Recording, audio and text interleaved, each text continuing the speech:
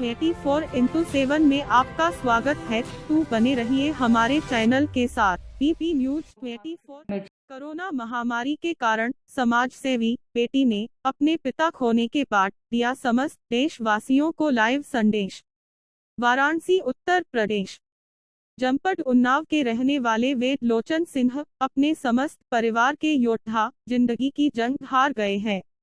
उन्हें इलाज के लिए उन्नाव एसआई जिला वाराणसी भू के अस्पताल में इलाज के लिए रेफर किया गया था, मगर वाराणसी भू अस्पताल में एडमिट कराने के बाद श्री वेद लोचन सिन्हा की हालत गंभीर होती गई और उनको भू के 6 फ्लोर इको कोविड वार्ड बेड नंबर 1 पर शिफ्ट कर दिया गया, पर हालत में कुछ भी सुधार न आने के बाद वेंटिलेटर का उपयोग किया गया। उसके बाद भी उनके हालात में कोई सुधार नहीं और उनके बॉडी का मेन पार्ट हार्ट ने काम करना बंद कर दिया और डॉक्टरों के काफी प्रयास के बाद रविवार को श्री वेद लोचन सिन्हा नहीं रहे। समाज सेवी रीना सिन्हा पटेल वेद लोचन सिन्हा की अभागी बेटी है, जिसने अपने पिता को खो दिया। इस कोरोना महामारी में आज आप सभी के सामने कोरोना में जो इस बेटी ने देखा सुना उसके बारे में आज एक बेटी समस्त देशवासियों बताना चाहती है। पीड़ित बेटी ने अपने पिता को खो देने के बाद अपनी परेशानी बताते हुए कहा कि इस कोरोना महामारी आपदा को लेकर पूरे विश्व में हाहाकार मचा हुआ है। आए दिन सड़कों पर लोग इस महामारी का शिकार होकर मर रहे हैं, लेकिन ये महामारी हमारे भारत में भी एक विकराल रूप धारण कर चारों दिशाओं में अपने पैर पसार चुका है। पूरे विश्व में ये महामारी फैल चुकी है और अब तक करोड़ों लोगों की मृत्यु हो चुकी है। कितने लोगों ने अपने भाई बहन पिता माता इत्यादि अपनों को खो दिया और आज भी लगातार लोग खो रहे हैं। कुछ लोग बहुत ही अच्छे कार्य कर पुण्य कमा रहे हैं, जिनसे जितना हो पा रहा है वो लोगों की उतनी मदद कर रहे हैं या कर सकते हैं। इंसानियत के नाते वो सभी कर रहे हैं और दूसरी तरफ कुछ लोग गलत काम कर कालाबाजारी कर पाप कमा रहे हैं। ऐसे लोगों के द्वारा पीड़ित परिवार लोगों को परेशान किया जा रहा है। अस्पतालों में मनमानी चल रही है। पीड़ित परिवार के महिलाओं एवं उनके परिजन मरीज के साथ बदसलूकी की जा रही है, साथ ही साथ उनकी इज्जत के साथ खिलवाड़ किया भी कई अस्पतालों में किया जा रहा है। जिसके पास लिंक है या किसी संस्था के उच्च स्तरीय अधिकारियों ऐसा परिचय है, उनके मरीजों को अच्छा इलाज सुविधाओं कुछ ही लोगों को दिया जा रहा है। वहीं दूसरी तरफ जिस पीड़ित गरीब लाचार परिवार का कोई लिंक या किसी संस्था के अधिकारियों ऐसा संपर्क नहीं, उनके परिजन अस्पतालों में ऑक्सीजन सिलेंडर होने के बाद भी ऑक्सीजन के कारण उनकी जाने जा रही है। उनकी आवाज को कोई भी सुनने वाला नहीं। ये सब देख बहुत दुख होता है। अपने ही देश में ऐसे कई सरकारी एवं गैर सरकारी अस्पतालों में मेडिकेशन ऑक्सीजन की व्यवस्था बहुत ही ज्यादा अच्छी होने के बाद भी उनका लाभ पीड़ित परिवार को नहीं मिल पा रहा है और लोगों की मौतें हो रही है। और पूरे उत्तर प्रदेश के समस्त जिला उन्नाव कानपुर लखनऊ वाराणसी ऐसे सरकारी अस्पतालों की हालत बहुत ही नाजुक है। इन सभी जगह ना पूरा स्टाफ है, ना ही अच्छी व्यवस्था। आज अपने देश में ऐसा क्यों हो रहा है? कुछ दिन पहले जो हमने अपनी आंखों ऐसा ही देखा व कानों ऐसा ही सुना, उसके बाद जो हमारे पिता के साथ हुआ वही सब बताने का प्रयास कर रही है एक पीड़िता बेटी। आप सभी को अगर इनकी बातों ऐसा ही आप सभी सहमत हो तो इनके वीडियो को ज्यादा लोगों को शेयर करें और लिंक के कमेंट्स बॉक्स में अपनी राय जरूर लिखें। और अगर किसी को इनकी बातों ऐसा ही दुख पहुंच हो तो उसके बारे में भी अवश्य लिखें।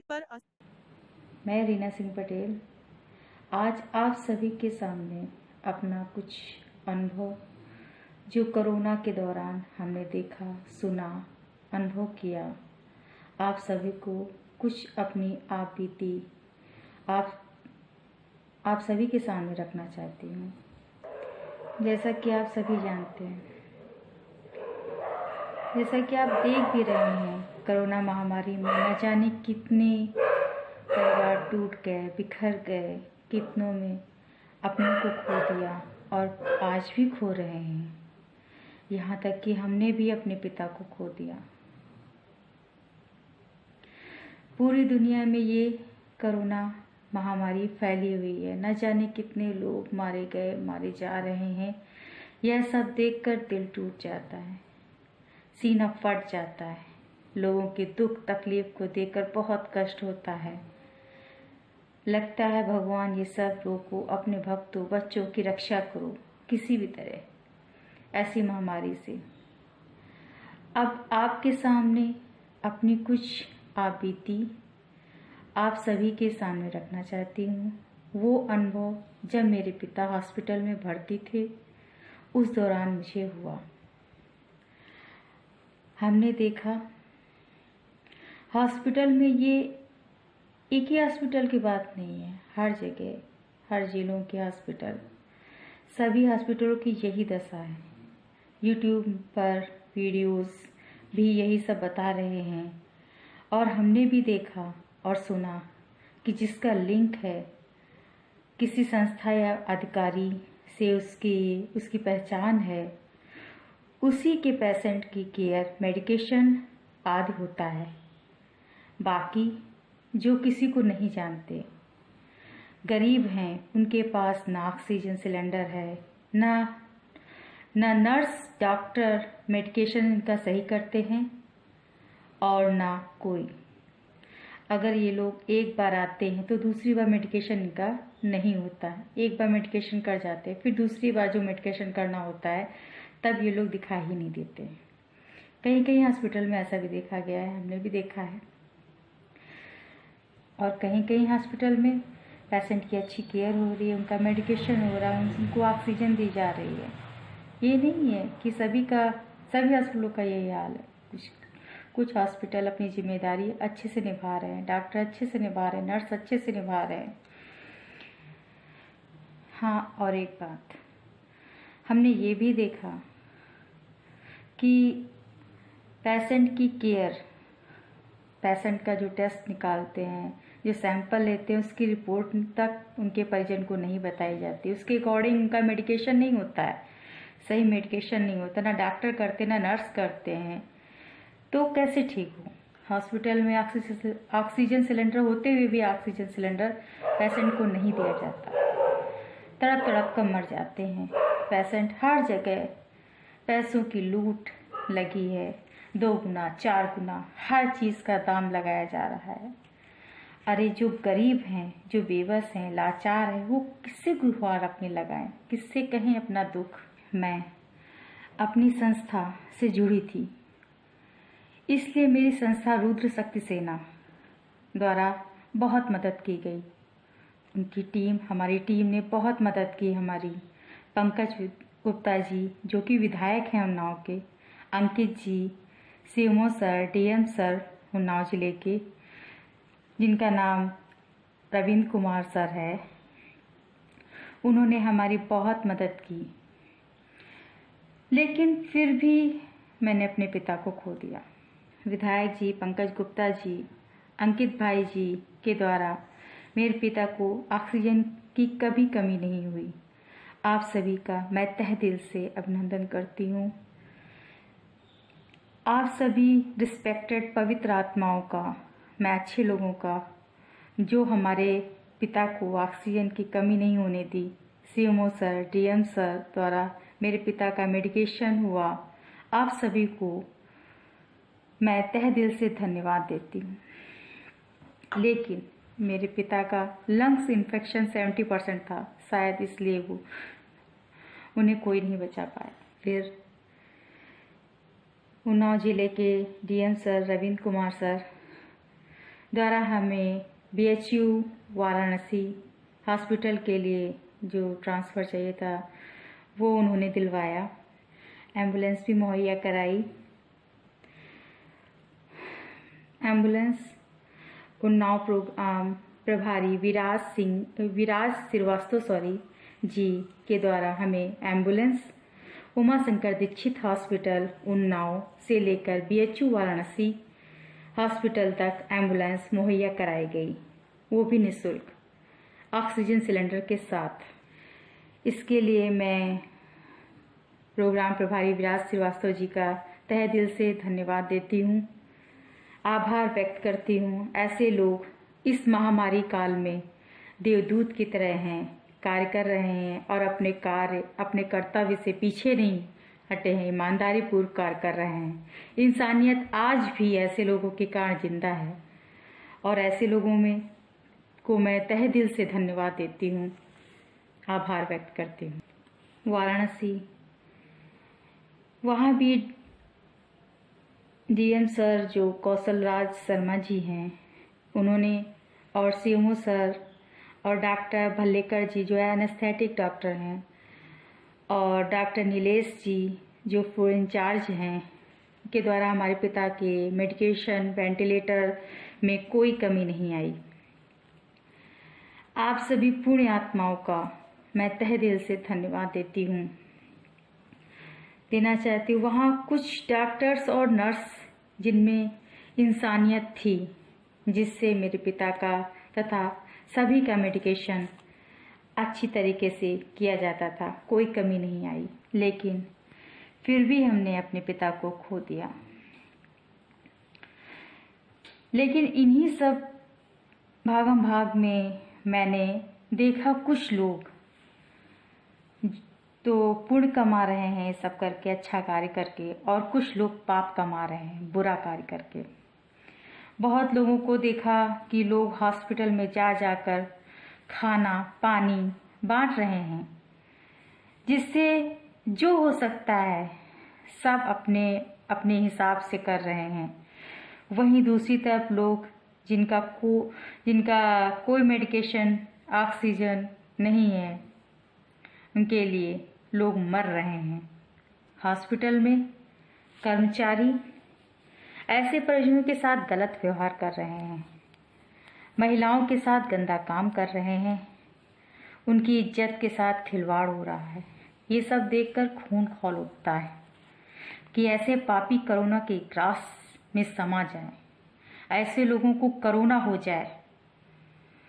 मैं आप सभी से कहती हूँ, अगर आप सभी ऐसी घटनाओं को किसी भी हॉस्पिटल में देखें तो उनका वीडियो बना लीजिए, वायरल कर दीजिए, या फिर रूस शक्ति सेना हेल्पलाइन नंबर 7870300070 पर कॉल कर जानकारी दीजिए, ताकि ऐसों के खिलाफ कड़ा से कड़ा कदम उठाया जा सके और आपको मदद भी मिल सके, मदद दिलवाई जा सके। हम सभी को आगे आना पड़ेगा, नहीं तो ये पाप अपना प्रभाव दिखाता रहेगा, पापी बढ़ते रहेंगे, पाप नहीं खत्म होगा। हमें आगे आना पड़ेगा अपनों के लिए। अरे शर्म नहीं आती, अरे शर्म नहीं आती किसी बेबस लाचार लोगों की इस तरह महामारी के दौरान हम सभी को एक एक होकर सबकी मदद करनी चाहिए, ना कि ऐसा घिनौना काम। मैं अंत में सिर्फ इतना कहना चाहती हूँ यूपी सरकार से, माननीय नरेंद्र मोदी जी से, मुख्यमंत्री योगी आदित्यनाथ जी से, कि कुछ ऐसी घटनाएं जो कि आपत्तिजनक हो रही हैं इस समय कोरोना काल महामारी के दौरान कहीं कहीं हॉस्पिटल में, तो उसके लिए हॉस्पिटल में सीसी कैमरा लगवाएं। ऐसे व्यक्तियों को जो गंदा काम महिलाओं के साथ कर रहे हैं, परिजनों के साथ कर रहे हैं, मरीजों के साथ कर रहे हैं, ऐसे लोग को कड़ा से कड़ा दंड दें। मैं सरकार से ये भी निवेदन करना चाहती हूँ कि इलाज की सही व्यवस्था कराई जाए। स्टाफ की कमी हो अगर किसी हॉस्पिटल में तो उसकी पूरी की जाए, ऑक्सीजन की कमी हो, मेडिकेशन की कमी हो तो उसे भी पूरा कराया जाए, ताकि किसी की मृत्यु ना हो इन सब के कारण। और ऑक्सीजन सिलेंडर करने वाले काला बाजारियों की बंद करो ये गोरख धंधा बंद करो, पाप मत बढ़ाओ। आज किसी और पर है, कल तुम्हारे ऊपर भी होगा। और अंत में मैं सिर्फ इतना ही कहना चाहती हूँ कि अपने पेशेंट, अपना परिवार जो कि हॉस्पिटल में भर्ती है, उससे रोज हॉस्पिटल में जाकर आप लोग मिलें, उन्हें चेक करें। अगर पास नहीं बनता है, किसी हॉस्पिटल में पास बनता है, किसी हॉस्पिटल में नहीं बनता है पेशेंट से मिलने के लिए, तो अगर नहीं बनता है, अगर कोई प्रॉब्लम आती है तो उस जिले के डीएम से बात करें आप, या फिर रूस शक्ति सेना नारी शक्ति हेल्पलाइन नंबर 7870300070 पर कॉल कर संपर्क करें, उन्हें जानकारी दें, अपनी प्रॉब्लम सॉल्व करें। मैं सरकार से एक और रिक्वेस्ट करना चाहती हूँ, इलाज के लिए किसी भी परिवार पेशेंट को भटकना ना पड़े इधर उधर। कहीं भी एक टीम तैयार किया जाए, चाहे वो मोबाइल द्वारा, टीवी द्वारा या हॉस्पिटल में कहीं आउटर साइड, या आप जिस जिले या जिस मोहल्ले में हैं वहाँ पर कैंपस लगवाएं। और कुछ पेशेंट ऐसे भी हैं जिनको नॉर्मल बीमारी होती है, उन्हें कोरोना नहीं होता, लेकिन वहाँ संपर्क में आके उन्हें कोरोना हो जाता है। साथ साथ जो उनके साथ जाते हैं उनको भी कोरोना हो जाता है। तो ऐसे लोगों को बचाया जा सके, उन्हें सही सलाह दी जा सके, उन्हें सही मेडिकेशन प्रोवाइड की जा सके, उन्हें अगर ऑक्सीजन की ज़रूरत हो तो उन्हें ऑक्सीजन भी प्रोवाइड कराई जा सके, ताकि मृत्यु दर कम हो सके।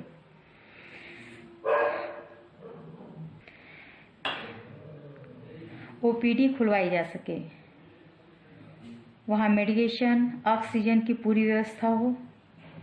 ऐसे पेशेंट जिनको नॉर्मल बीमारी हो वो अपने आप को दिखा सके और अपने परिवार को भी बचा सके।